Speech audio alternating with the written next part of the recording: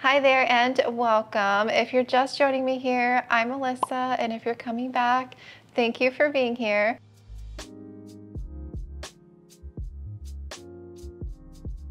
This video is all about how I'm growing in Pon and what I'm currently using, my nutrient regimen, you name it, I am going to cover it in this video, so be prepared. It is going to be a long one. I also want to put a little disclaimer out here that I am in no way an expert in semi-hydro at all. I have been growing in Pon almost a year. It's taken me a long time to actually learn how to grow in semi-hydro, get on a completely new nutrient regimen. I had never used a liquid fertilizer before this, so it's been a lot to learn, and I'm excited to share everything with you today and how I grow big, beautiful plants in Pon. I am so thankful and glad that I branched out and tried it because I was a soil person for so long, and it's been amazing. Such a great change, and yeah, I'm here to help you learn how to grow in it. So how this video is going to go, I am going to do the first part of this video with some general questions that I got about Pon, and then we are going to move into the next couple of topics which were the most asked, which is my nutrient regimen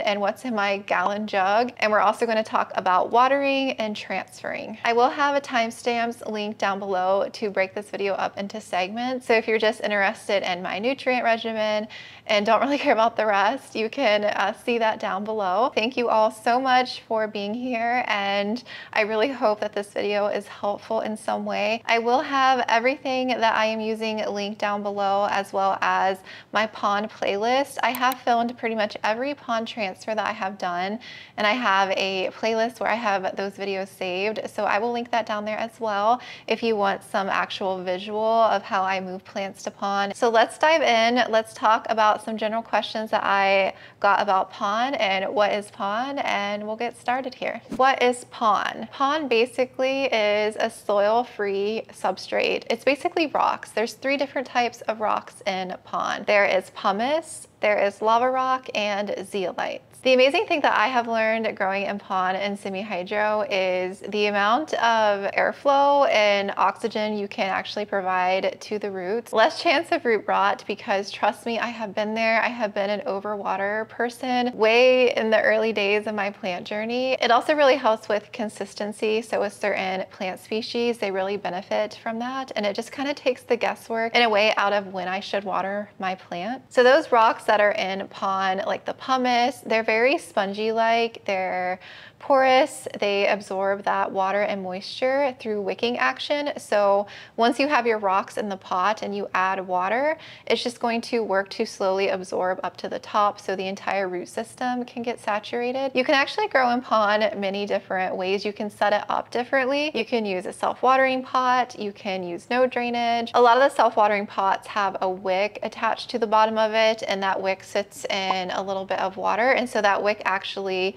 acts as a transfer device to the water to the pond to help wick up that moisture. I actually prefer self-watering pots with an inner cache pot and a meter, and I'll show you some examples of what I like to use. So there's not a wrong or right way. It's just kind of whatever you like to do and what works best for you and your environment and your conditions. I have a big bag of lechuza Pon here. This is the brand that we love and use.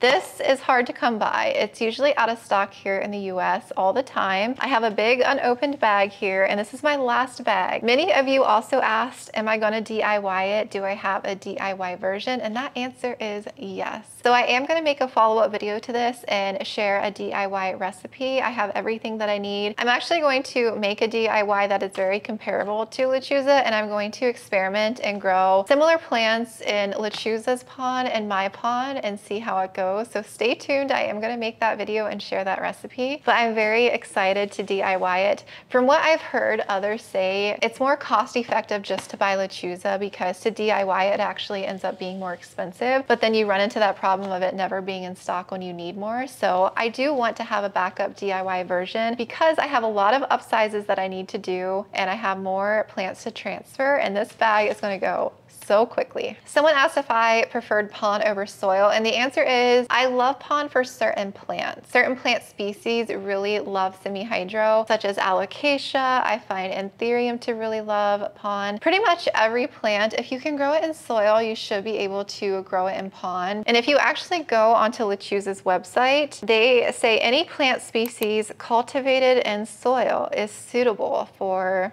basically lechuza's ponds. Even like cacti succulents, I haven't experimented with those plants in pon, but they say that you can grow those kind of plants in pon. I imagine you might have to do a little bit of a longer time period in between watering is what I would think for those certain type of plants. I specifically am using it for alocasia mostly and anthurium and some finicky phylos that I've struggled with that I rot all the time in soil. Those are pretty much the only plants that I have in pon. I would say I have at least 40 plus plants in pon, and I plan to do another 40 that I'm moving over to pon. So it's a lot, it's a good number, but I'm not moving my entire collection over to semi-hydro. I still love a good chunky mix. I don't use soil anymore, but I DIY an aeroid mix that I now sell, but I love just making my own aerated mix because again, that aeration is so important for root health. And if you struggle growing plants in soil, I definitely recommend branching out and trying semi-hydro. I haven't tried leca, so I'm not really familiar with leca, but you can grow, in leca if you don't want to try pon, but pon is the only one that I have experience with, and I definitely recommend trying it out if you struggle with certain plants. It's been the best change, honestly. I cannot go back to not using pon for alocasia. Since pon is rocks, they're very dusty, very dirty, and I was initially using pon right out of the bag, and I didn't rinse it or flush any of that dust away. And I don't know what I was thinking, but my pon reservoirs were so dirty and dusty, and it can clog that reservoir. So I highly recommend rinsing it. And how I rinse mine is I take it outside. I use my garden hose. I basically pour this into a big plastic bin, and I use the hose and saturate it. They're basically soaked in it, the water, and I dump it out carefully and I add fresh to it. I just do it several times through. You're not going to get 100% clean water. It's still going to have somewhat dirty appearance, but I would at least do a flush through a couple times before you use it. So yes, I highly recommend rinsing it. Someone asked if you can get pests growing in pon, and the answer is yes. You can still get all the plant pests. It somewhat can prevent fungus gnats just because they can't make their home down in there. But I have found the fungus gnats still like to fly into it. They can be attracted to that moisture, but I haven't physically myself have seen gnats make their home and lay a bunch of eggs in my pond, but I have occasionally seen an adult fly out. But you can still get mealies, you can still get thrips, you can still get scale.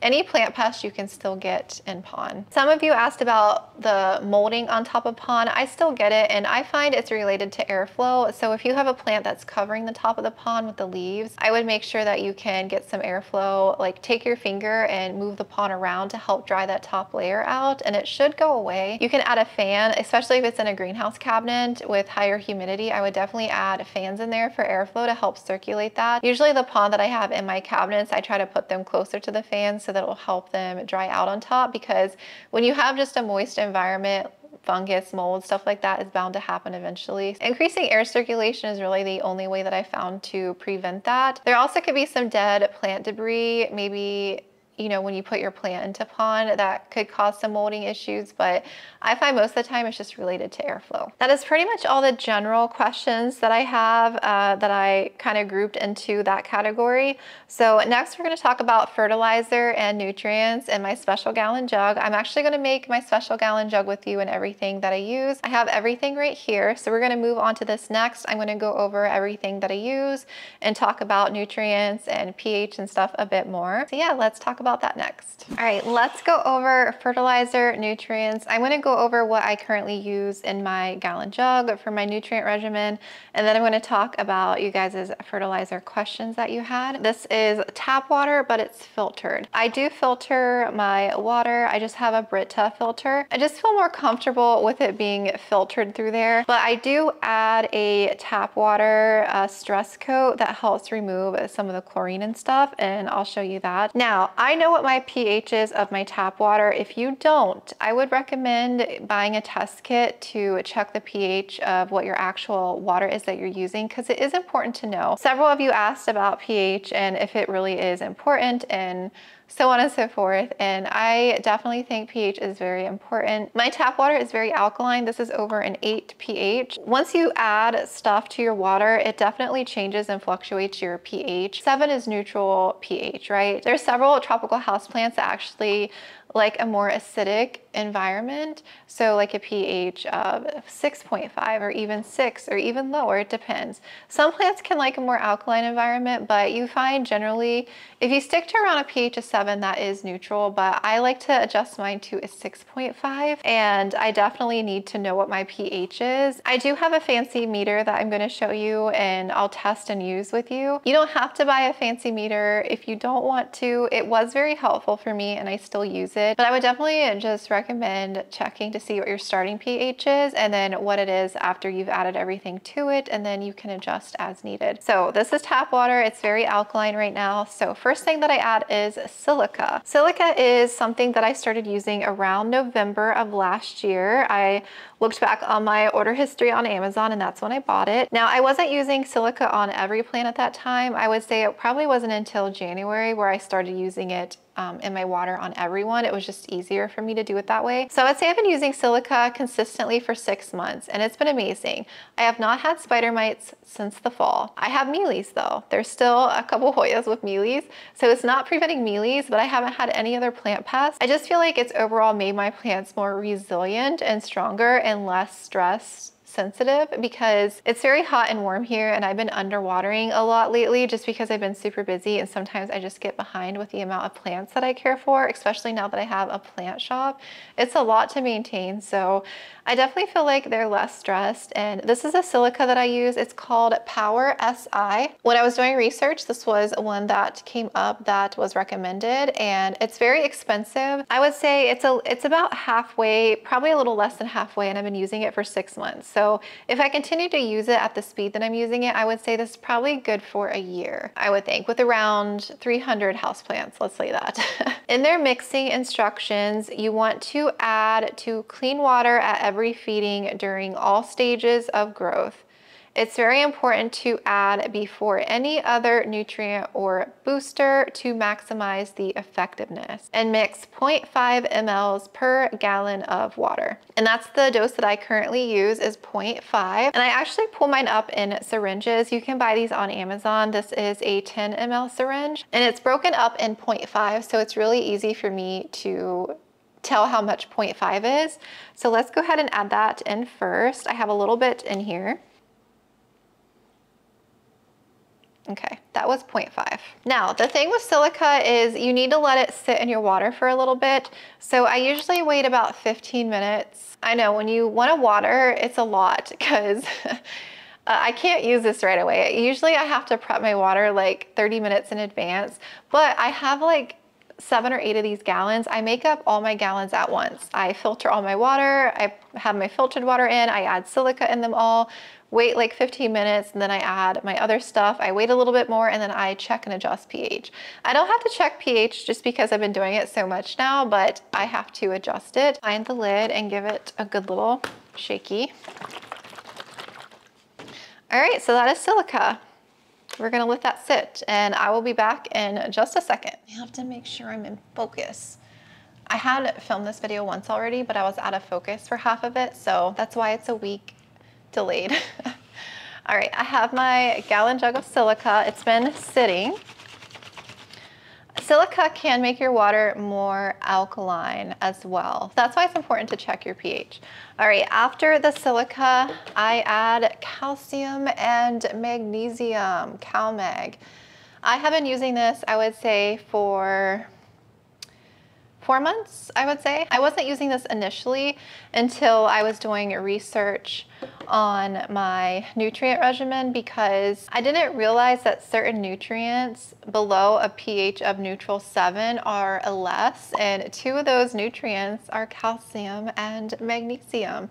Calcium and magnesium are important nutrients. They're not like macronutrients like your nitrogen, potassium, phosphorus, but they're still essential micronutrients that your plants need. According to the directions on here, you're supposed to adjust pH to a 6.2 to 7 before application. So I adjust my pH at the very end. Even if you are using this, you want to make sure that your pH isn't higher than a 7. It says directions for foliar use, add 1 teaspoon, which is 5 mLs per gallon. There's different rates on here according to like seedlings, vegetative, bloom, flowering. I just use the 1 teaspoon, which is 5 mLs per gallon. That's all that I've been using. And so far, like I said, it seems to be okay. I'm not that skilled with adding calcium, magnesium. If you have been using CalMag and I should be using more, let me know. But yeah, I just use the 5 mLs. I forgot to get a different syringe. So we're just gonna eyeball it this time. I wouldn't recommend eyeballing it, but I forgot the syringe, so we're gonna eyeball it. So roughly 5 mLs. Oh shoot, I'm spilling it everywhere. That's a rough 5 mLs. Let me get a paper towel. But yeah, I normally just draw it up in the syringe and it's easier. I'm gonna get one of these thingies like I have for my fertilizer just because it's easier to pour. And yeah, pouring out of here, you just make such a mess. So I don't recommend pouring out of here. All right, we'll just pretend that that didn't happen. Okay, so we have silica in our CalMag.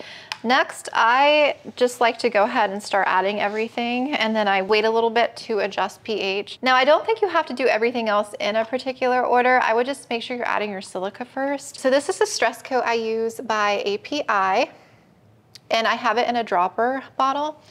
Now, this is for aquariums to make tap water safe for fish. It removes chlorine, chloramines, and heavy metals. And it recommends using 5 mLs per 10 gallons of water. So 5 mLs per 10 gallons. So that would be half an ml per gallon. 0.5 mLs would be like, you know, the little blip that we did on this syringe.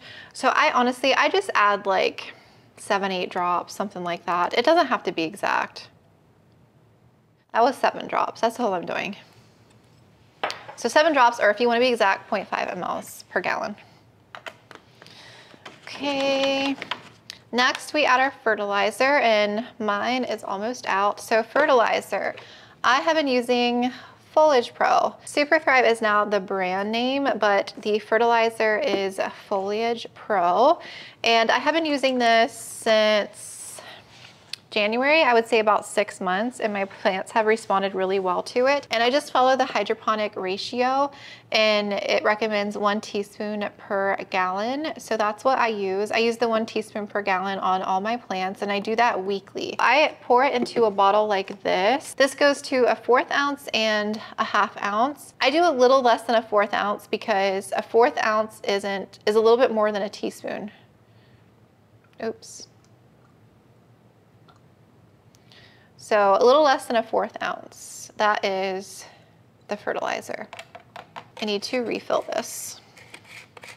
All right, I give this a good shake. Usually I let this sit for like 10 minutes and then I will check and adjust pH. But I think for the purpose of the video, let's go ahead and check it so I can show you the meter. So because I know how much to adjust my pH, I usually add about 6 drops into here to get the pH to roughly a 6.5. And so I use just the general hydroponics pH down. It looks like that. I just have mine in a dropper bottle because it's easier for me to use. So I go ahead and add about 6 drops.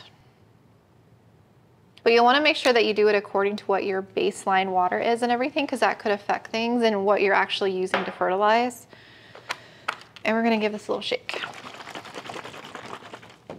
All right, so this has everything in it. It's been adjusted and everything. So let's go ahead and test. Now, to use this meter, this is a fancy one by Apera Instruments. This was over $100. And this tests for pH, conductivity, which is your EC, your TDS, salinity, and temp. So I went ahead and turned it on, and then I have the mode on pH. So that's what we're going to test first. And you're going to need a thing of distilled water to clean your meter. I have a little D on my distilled water. And then I have 2 little cups here. I'm gonna pour 1 cup with distilled water and 1 cup with our nutrient solution, and we'll test. So we have 1 with distilled. Okay. And we're gonna pour some of our nutrients into this one.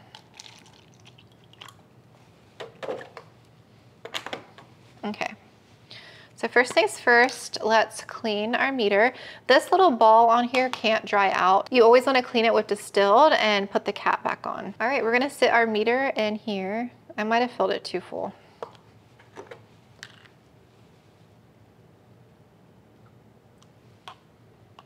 And let's see what our nutrient solution is. And usually it takes a few minutes for this to kind of test. And there's a little smiley face when it is done reading that'll pop up when it doesn't move anymore. So right now the smiley face is on and we're at a 6.43 pH. And that's kind of where I like to see it. Now, because this is adjusted doesn't mean that the pH of my pond reservoir will still adjust, because the zeolites in pond is supposed to act as a pH buffer, and as your plant uptakes and absorbs nutrients, it can affect the pH and everything. So that's why I like to add new nutrients every week when I water my pond, and I'll kind of go into that a bit more. But yeah, this is just checking. So yeah, we're at a good pH level. I like mine around a 6.5. So we're gonna go ahead and clean our meter in the distilled. If you wanna check how your plant is responding, like check the water in the actual reservoir, dump some of that water in and check it, and it'll actually tell you quite a bit.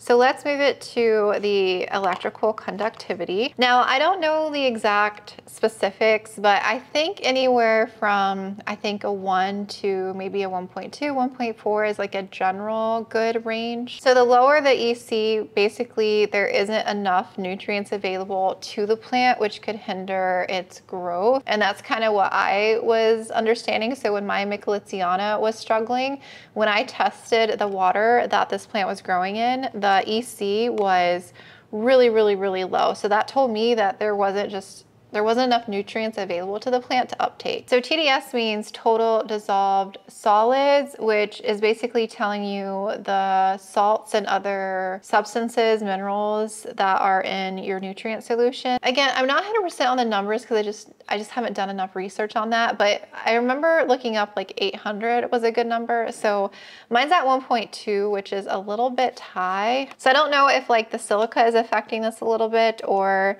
maybe I added just a little too much fertilizer, which is possible, but you can kind of tweak it and adjust it to get it to a number that's more ideal, but it really depends on what you're growing. Again, this is mostly used in hydroponics, and since we're growing in like pond for house plants, you can kind of use it as a guide. It also is going to depend on how your plants are actually looking and growing. If they're having yellowing, or if they seem to not be growing, or they're dropping leaves, there's something going on, then this is good to test for that, because it can kind of give you an idea of what the solution is currently sitting at and what you can do to fix that, if that makes sense. I'm still learning this, but it at least gives me an idea of what my solution is. And then again, I can use this to test the water. I can just pour some of this water that's in a reservoir in a plant and check it, and it'll tell me, you know, what the pH is like, what the nutrients are in there, and everything else. I would say generally the amount of stuff that I'm adding in with the amounts has been working great so far.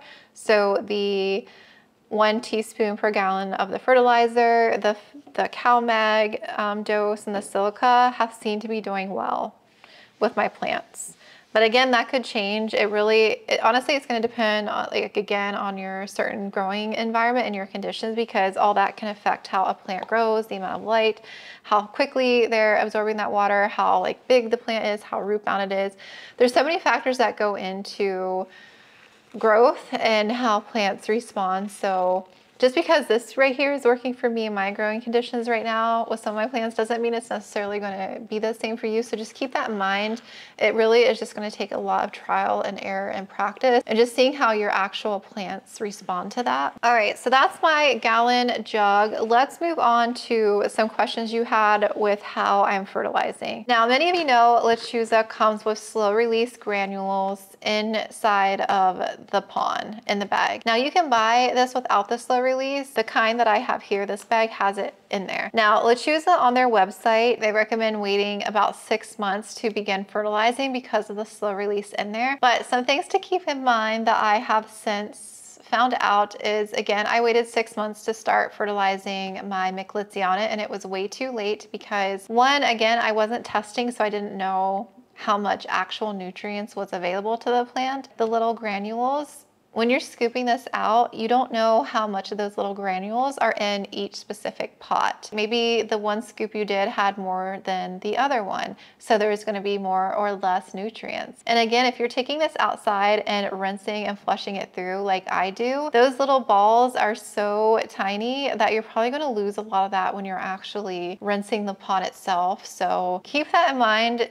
Although it has fertilizer slow release, it doesn't have as much as you probably would think, and I definitely recommend fertilizing sooner than later. Do not wait 6 months. If you feel like you're at risk for over fertilizing, then I would maybe give it like a good 30 days, a month, and just use your regular water and then start fertilizing. I start fertilizing right away now. My plants seem to do fine with that, and if anything, I feel like it just boosts their growth because they are getting more nutrients. You can do it at a more gentle dose. Instead of using maybe the hydroponic ratio, you could lower it, maybe cut it in half. Maybe instead of a teaspoon, do like half a teaspoon. Or again, just like I said, wait 30 days or so and then start fertilizing, but I do it right away now. So I'm adding nutrients every week. That is dependent on the particular plant in pon, because some of my pon plants have gotten huge and they need to be repotted and they suck up water in no time. And again, that's also going to depend on your environment and your growing conditions, because where I'm at, it's pretty warm in spring and summer, and my plant room can reach 80 degrees some days, and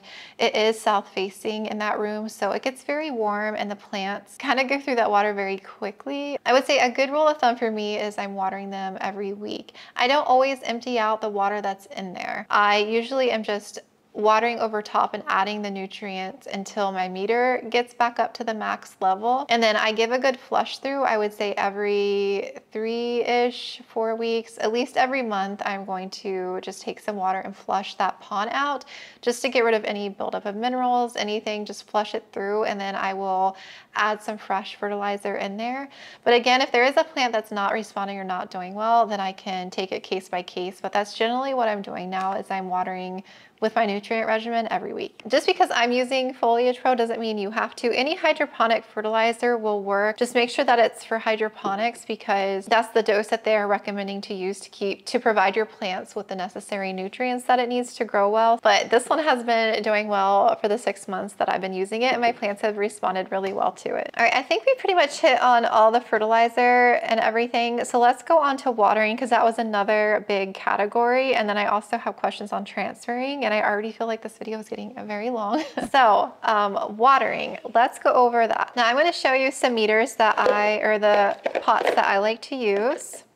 Okay, this one is used already and already set up. So I have, these are like 5-inch or 4.7 inch with the inner pot, and I have, these are like 7-inch, but they're a little bit smaller with the inner pot.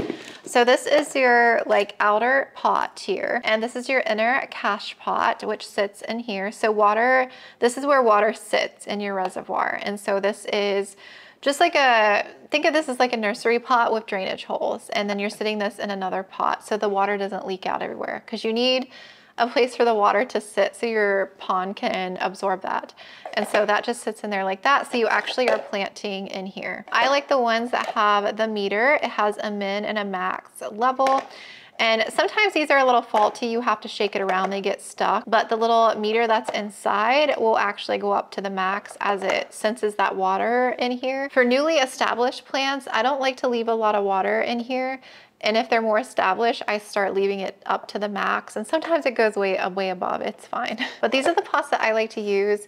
I do have one that is I have two that are using a wick. I would suggest if you are using a wick, just make sure that it's actually situated right where the pon is getting moist up to the top, because if your pon is constantly staying dry on top, then your setup might be a little wrong, because a lot of those roots at the top, the surface level of the pon, the plant will start growing roots down into that. And so if those roots are drying up, it just may not be reaching that top level. So I would say My preference is these, and then I know a lot of people grow in no drainage, so they have it set up in like a glass vessel. There's absolutely no drainage, and it works for them. Again, there is no wrong way. I just started out using these, and I've gotten accustomed to doing it this way, and I just really like having a meter. I like being able to lift these up and see if the plant starts growing out of the little holes, the roots. I just like to see that and kind of see the progress that the plant is making as far as that goes. And it's just kind of what I prefer. So when do I water? I never know when to water my plant in Pon. I think that was one of the top questions. Does the plant need dry time? Why is this recommended?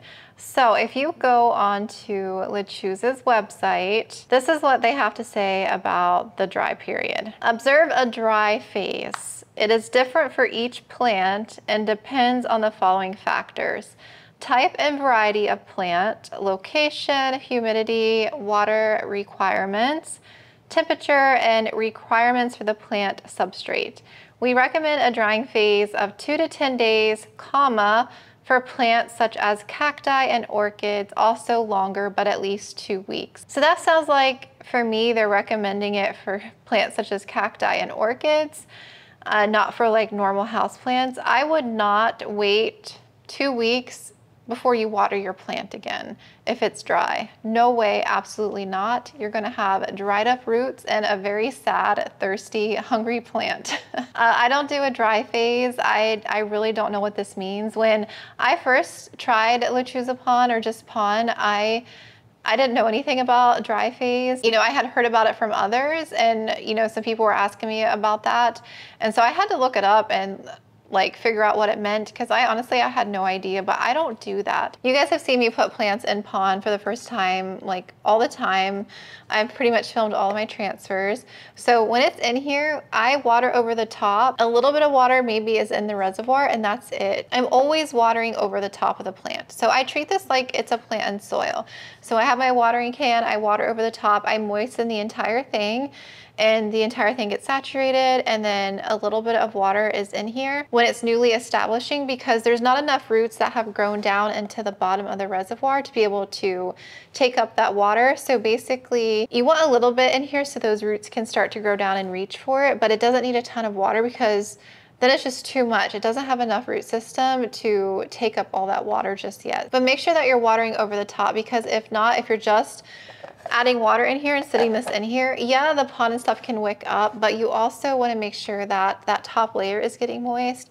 So I water over the top all the time, and then if it's newly established, like I said, I don't leave a lot of water in here, and you'll start to learn over time. The more the roots that are growing in, it starts to drink up the water a little bit faster, and then you can start leaving more water in here. Like if you start to see roots coming down, it's definitely getting more rooted, so you can leave more water to the max. And occasionally my water reservoirs get empty. I have had my Pon go completely dry before. Thankfully the plant was okay, but sometimes it happens because, yeah, like I said, it's really hot in that room, and that's where all my Pon plants are, and sometimes I'm just behind on watering.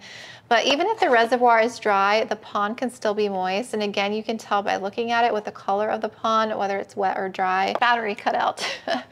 So I get in the habit of actually just like lifting the plant up, the planter, feeling how light and heavy it is, like you would a plant in soil. You know, when you pick it up, you can tell if it needs water or not, and you can lift this out and see if it's dry. Usually if this is dry, then like I said, I don't wait a time period. I go ahead and water through the top and make sure to fill it back up to the max when the plant has been in the Pon for a bit. And obviously when the roots are getting to be a lot and it's grown way past the reservoir, then you definitely should look into upsizing it. But you can tell, like in time, you can tell when the plant is getting more rooted. It's obviously getting more thirsty, just like a plant would in soil. I honestly treat it just the same. The only thing is you're just growing in rocks with water instead of aeroid mix. And it just helps take out that question of whether or not you need to water, because there's water sitting in here. I'm basically just refilling it back to the top. Honestly, that's really the only thing I'm doing, and I'm watering it or adding that water every week, minus, you know, the flushing that I do. Obviously it takes time to learn, like with any new thing that you do with your plants, it takes time to learn, but over time you get better and you learn more, and you figure out, like I said, your routine that works for you and your certain home environment conditions. None of us grow in the same conditions, so yeah, you just have to figure out your routine and what's gonna work for you. I haven't actually had any rotting in pon. Now I've had some roots like rot a bit here and some up top, but again, that's just from maybe it going all the way dry. Like I've had that happen before, and some of those roots can rot out when there's like no water in here and roots have grown past the reservoir, because you can cause some dry rot to happen when you go to water again. The only time I've had a plant completely rot was when I transferred from soil to pon.